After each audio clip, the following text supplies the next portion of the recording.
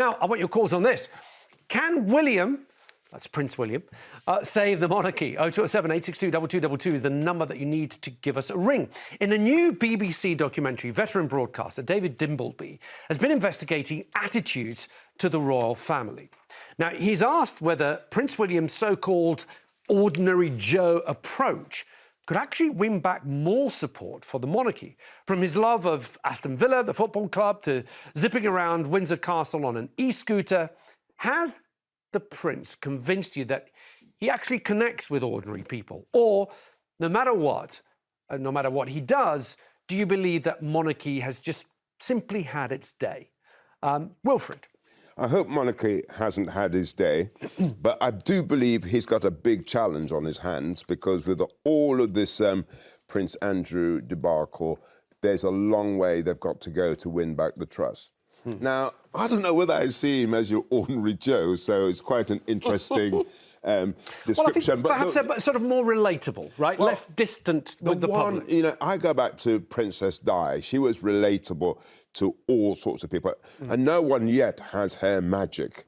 And I think it's someone like that, or learning what she did, which I think is going to connect with the public. You know, going around on e-scooters and that sort of stuff, I don't think is enough, really. You need to go a step further, like Princess Di did. She really, you know, reached out in terms of being one of the first people to be seen touching people with AIDS, going out to Africa and walking through lion mines. I mean, she was bold.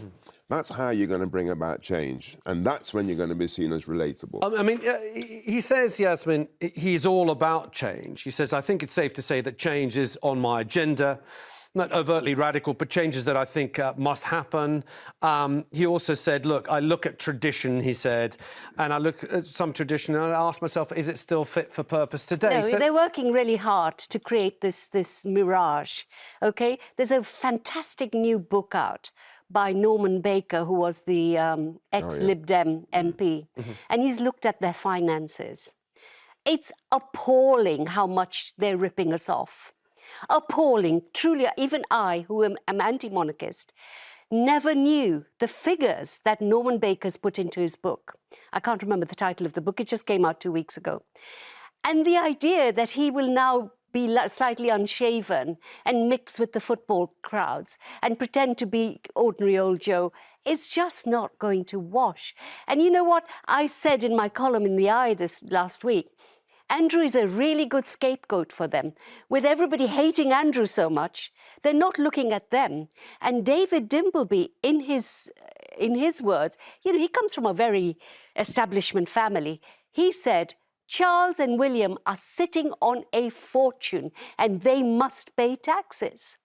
So things are shifting, and I'm really pleased they are. But perhaps that's some of the change that William is talking about. No, he hasn't said that. Well, he hasn't said that. We don't know what he said. OK, but let me ask you this then. If he turned around and said, look, the amount of wealth me and my family have amassed is obscene or too large, I think we should come forward and contribute more to the public purse. If he said that, would you change your mind? No, I wouldn't, because it's all about inequality at a really deep level now. But a year ago, we had a Channel 4 programme which showed us how the two duchies were ripping off the state. Well, that's when they were leasing buildings. £800,000 for a shed for an ambulance to the You know, William has had a year. Has he done anything?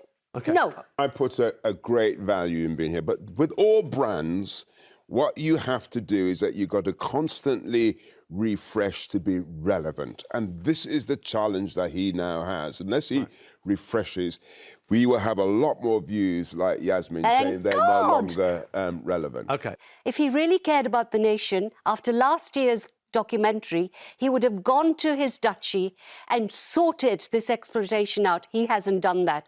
I'm sure it's very pleasant when you meet him. That's what they're trained to be as they grow up. And I do agree with Wilfred that Diana had that extraordinary touch. And look what they did to her. When do you ever get a really honest, thank God for Channel 4 and thank God for actually David Dimbleby, because he's coming out with things that they should be paying taxes. But we've never had anything but this drip, drip, drip of... But the thing is, I asked you earlier, and you said even if they do pay the taxes, you still want to see them gone. Yeah, because I think, for me, I have always believed that in a democracy, every child born is of equal value to every other child.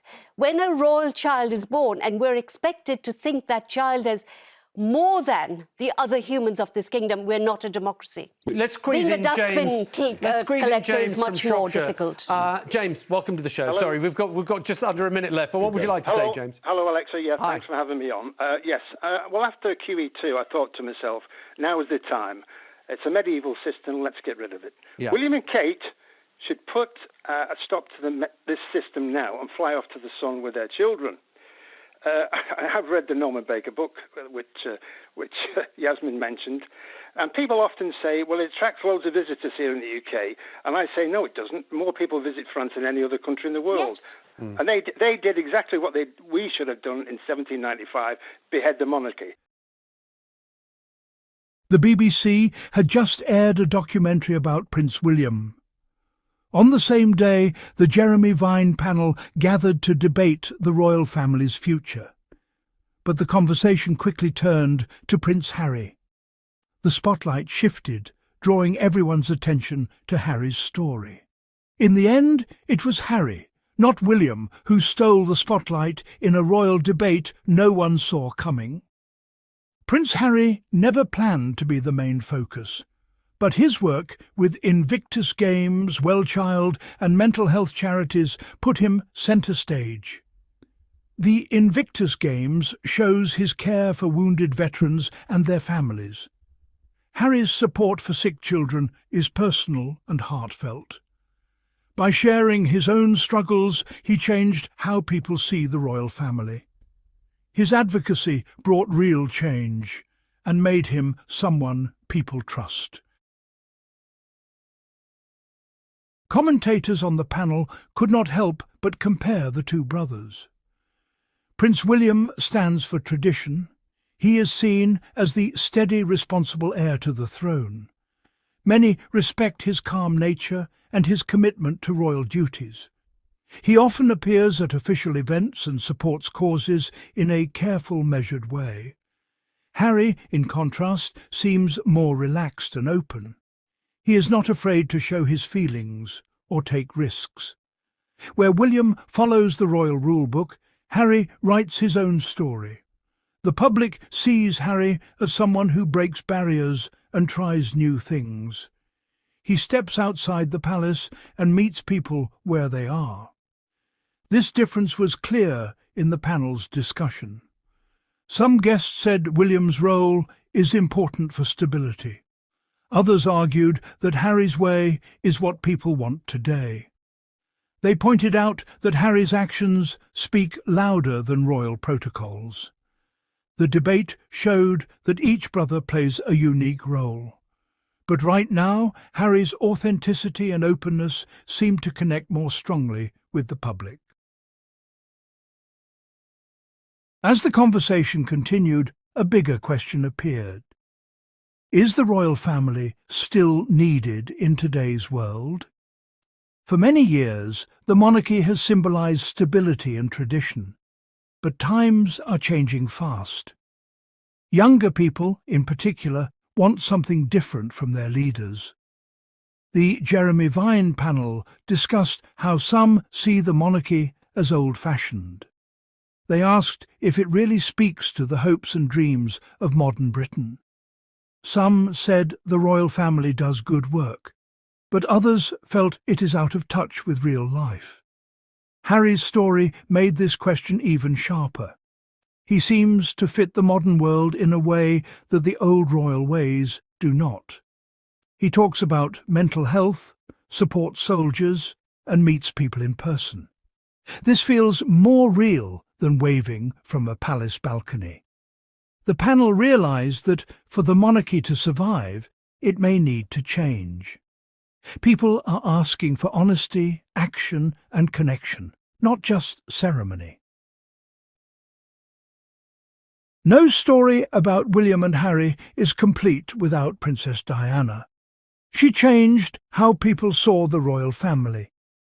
Diana was known for her kindness and her willingness to speak out about tough issues. Both William and Harry carry her legacy, but in different ways. William honours her memory with duty, Harry with boldness and compassion. Alongside questions of relevance, another issue troubles the royal family: money. The monarchy is funded by both private wealth and public money. Many people want to know how this money is used. There have been news stories about the cost of royal events, palaces, and travel. These stories can make people angry, especially when times are hard for ordinary families. On the Jeremy Vine panel, some guests voiced concerns about royal spending. They asked if it is fair for taxpayers to support such an expensive lifestyle. Others argued that the royal family brings in money through tourism and charity work. But the debate is not settled. This is where Harry stands apart again. His projects, like the Invictus Games and mental health campaigns, are clear about where money goes. People see the results: wounded veterans getting help, children meeting their heroes, families finding support. It feels transparent and honest. The lesson is simple. People trust leaders who are open about money and who show where help is really going. Prince Harry does not sit behind palace walls. He goes into the world and gets involved. At the Invictus Games, he cheers for every athlete.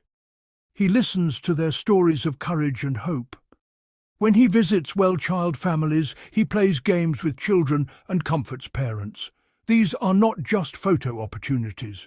They are real moments of connection. This hands-on style makes Harry different. He is not afraid to roll up his sleeves. He works with teams, joins in events, and even helps plan new projects.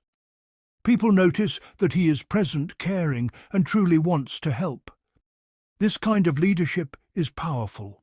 It inspires others to get involved too.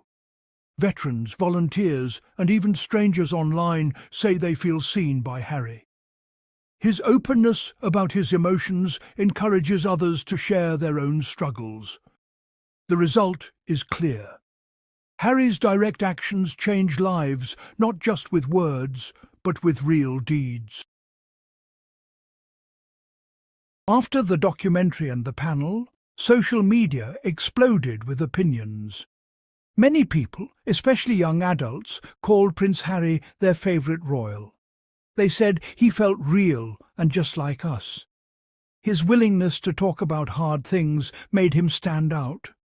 Fans wrote messages of support and shared stories about how Harry's work had touched their lives. Some people were surprised by this shift. They had always seen William as the future of the monarchy. But the debate made it clear that Harry had become a new kind of royal hero.